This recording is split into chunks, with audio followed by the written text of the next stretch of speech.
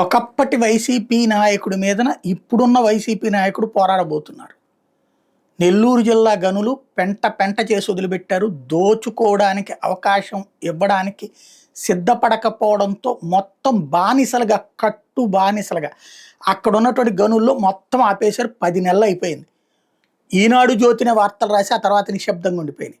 సాక్షి వార్తలు రాసి అది పక్కగా ఆగిపోయింది. అక్కడ పనులు చేసే వాళ్ళందరూ రాష్ట్రం విడిచి వెళ్ళిపోయారు. వేరే ప్రాంతాలకు వలస వెళ్ళిపోయారు. పనులు లేవు, కంపెనీలు మూతపడ్డాయి, లేదా ఆర్థిక సంక్షోభంలో పడ్డాయి, అప్పుల పాలయ్యారు, నానా తిప్పలు పడుతున్నారు. దానికి ఏంటి లోపం అంటే కేంద్రం నుంచి అబ్జెక్షన్ లేదు, పర్యావరణ శాఖ నుంచి అబ్జెక్షన్ లేదు, ఏమీ లేదు. మీకు అందరూ గనులు తవ్వుకోండి, మేము చెప్పిన రేటుకి మీరు ఇవ్వండి మాకే. అదే సందర్భంలో మీరు వేరే వాళ్ళకి అమ్ముకోవడానికి వీల్లేదు. ఇది అక్కడ తీసుకొచ్చింది అంద. దానికి సూత్రధారి వేమిరెడ్డి అన్నటువంటిది ఇప్పుడు అనిల్ కుమార్ యాదవ్ ఓపెన్గా చెప్పడం ప్రారంభించారు. ఒకప్పుడు ఇదే వేమిరెడ్డి వైఎస్ఆర్ కాంగ్రెస్ పార్టీ రాజ్యసభ సభ్యుడు, అటు లోక్సభ సభ్యత్వం వైసీపీ తరపునిస్తే తన భార్యకు కూడా టికెట్ కావాలని ఇవ్వననేటప్పటికీ ఆయన తెలుగుదేశంలోకి వెళ్ళటం, తెలుగుదేశం 2 సీట్లు ఇచ్చింది, వాళ్ళిద్దరు గెలిచారు. ఇప్పుడు ఆనాడు వైసీపీలో ఉన్నప్పుడు వాళ్ళదే పెత్తనం నడిచింది, ఈనాడు వాళ్ళదే పెత్తనం నడుస్తుంది. అదే సందర్భంలో అనిల్ యాదవ్ అంటే వాళ్ళకి నచ్చదు. అక్కడ ఉన్నటువంటి పెద్దారెడ్లకి బీసీ సామాజిక వర్గానికి సంబంధించినటువంటి అనిల్ యాదవ్ నచ్చడు. అప్పుడు అనిల్ యాదవ్ని అక్కడి నుంచి పంపించేసి ఈ వీళ్ళందరి కోసం అని చెప్పేసి నరసరావుపేటకి పంపించినటువంటి పరిస్థితి.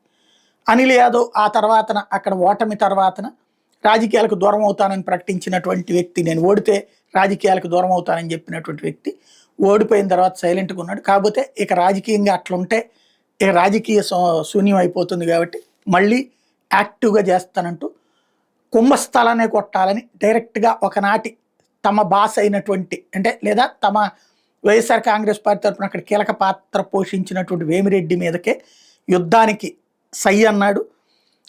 నెల్లూరు జిల్లాలో వేలాది కుటుంబాలను రోడ్డు పాలు చేసి అక్రమ మైనింగ్ పాల్పడుతున్న ఎంపీ వేమిరెడ్డి ప్రభాకర్ రెడ్డి మైనింగ్ మాఫియాగా మారారంటూ ధ్వజమెత్తడంతో పాటు రాష్ట్ర ప్రభుత్వానికి 5 రోజులు గడువిస్తున్నా ఆయన మీద కేసు నమోదు చేసి అరెస్ట్ చేయబోతే సైదాపురం నుంచి ఉద్యమాన్ని ప్రారంభిస్తానంటూ హెచ్చరించారు. గతంలో ప్రభుత్వానికి 300 కోట్ల ఆదాయం వస్తే ఇప్పుడు 30 కోట్లు కూడా ఎందుకు రావట్లేదంటూ నిలదీసినటువంటి పరిస్థితి. అక్రమ మైనింగ్తో తమకేమీ సంబంధం లేదని ఆయన కలిసిన లీజ్దారులకి ఎంపీ చెప్పారు. అయితే ఎంపీ వేమిరెడ్డి ప్రభాకర్ రెడ్డి డైరెక్టర్గా లక్ష్మీ క్వాడ్జ్ ప్రైవేట్ లిమిటెడ్ పేరుతో కంపెనీ స్థాపించారు అంటూ అనిల్ కుమార్ ఆధారాలు చూపించుకొచ్చారు. వాస్తవాలు కనబడుతుంటే మైనింగ్తో ఆయనకు సంబంధం లేదని ఎలా చెప్తారని ప్రశ్నించారు. మైనింగ్తో ఏ సంబంధం లేకపోయినా మాజీ మంత్రి కాకాని గోవర్ధన్ రెడ్డిపై కేసు నమోదు చేశారని, అక్రమ మైనింగ్ పాల్పడుతూ 100 కోట్లు దోచుకుంటున్న ఎంపీ మీద మాత్రం కేసులు ఎందుకు పెట్టడం లేదని నిలదీశారు. వైసీపీ ప్రభుత్వంలో అక్రమ మైనింగ్ మీద అధికారులు చిత్తశుద్ధితో పనిచేశారని చెప్పుకొచ్చారు. అక్రమ మైనింగ్కి పాల్పడిన వాళ్ళ దగ్గర నుంచి 255 కోట్ల జరిమానాలు విధించారని గుర్తు చేశారు.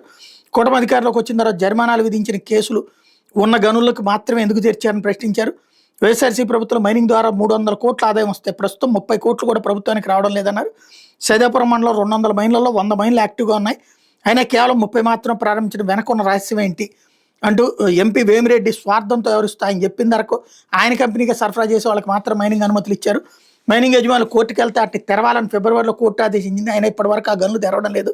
దీంతో మైనింగ్ యజమానులు కంటెంట్ ఆఫ్ కోర్టు కింద మళ్లీ కోర్టును ఆశ్రయించారు.